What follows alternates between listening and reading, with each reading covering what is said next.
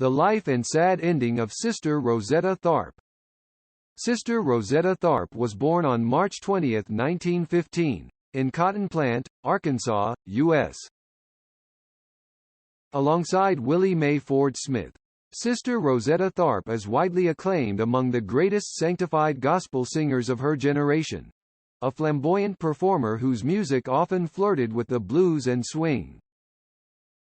She was also one of the most controversial talents of her day, shocking purists with her leap into the secular market.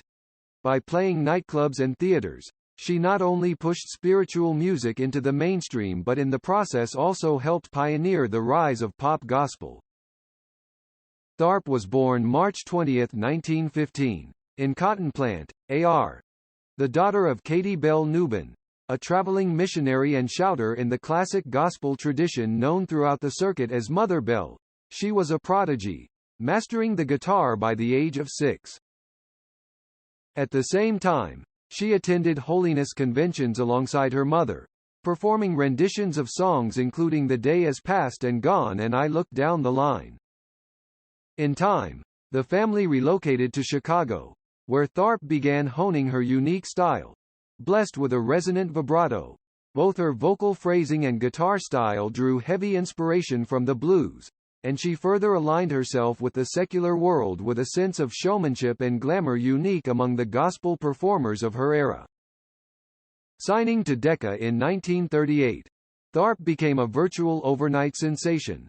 Her first records, among them Thomas A. Dorsey's Rock Me and This Train, smashed hits, and quickly she was performing in the company of mainstream superstars including Cab Calloway and Benny Goodman. She led an almost schizophrenic existence, remaining in the good graces of her core audience by recording material like Precious Lord, Beams of Heaven, and End of My Journey while also appealing to her growing white audience by performing rearranged, up-tempo spirituals including Didn't It Rain and Down by the Riverside.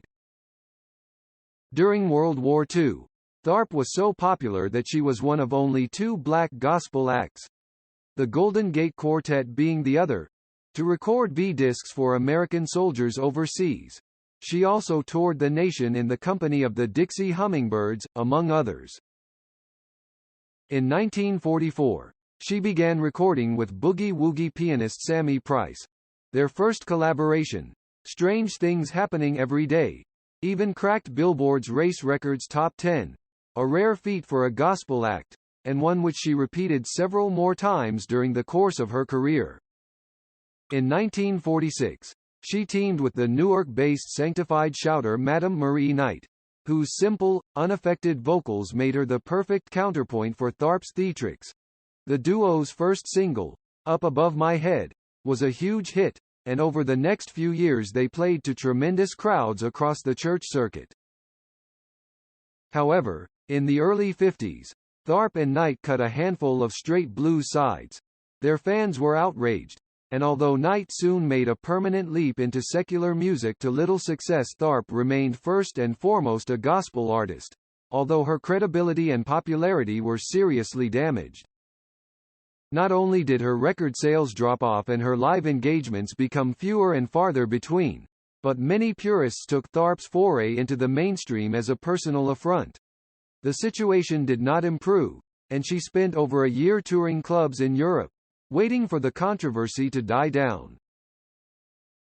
Tharpe's comeback was slow but steady, and by 1960 she had returned far enough into the audience's good graces to appear at the Apollo Theater alongside the Caravans and James Cleveland.